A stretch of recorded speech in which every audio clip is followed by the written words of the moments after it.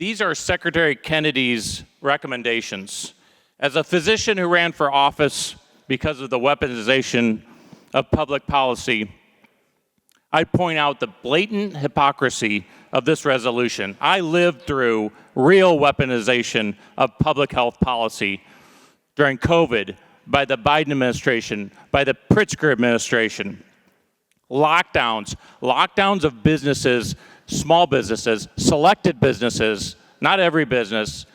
They centered on family businesses and small businesses in my district.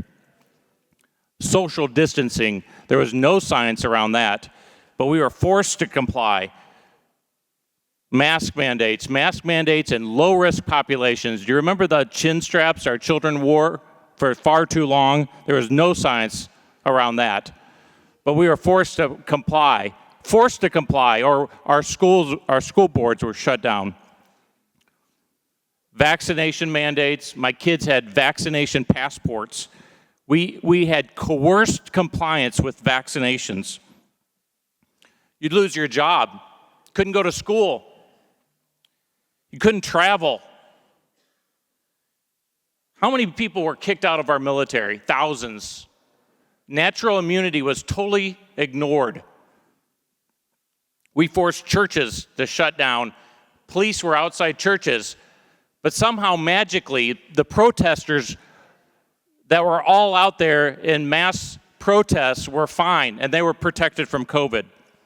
Oh, and the Biden administration tried to force vaccinations on 80 million people through OSHA. But the worst for me, the absolute worst, because I participated in it, is our hospitals and our nursing homes forced loved ones who were suffering and dying to die without their loved one, the person who loved them most, being beside them, to care for them and to touch them as they died.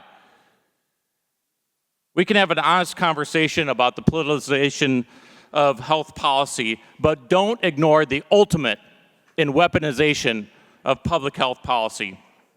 Frankly, I don't agree with a lot of the recommendations from Secretary Kennedy, and I've said it publicly.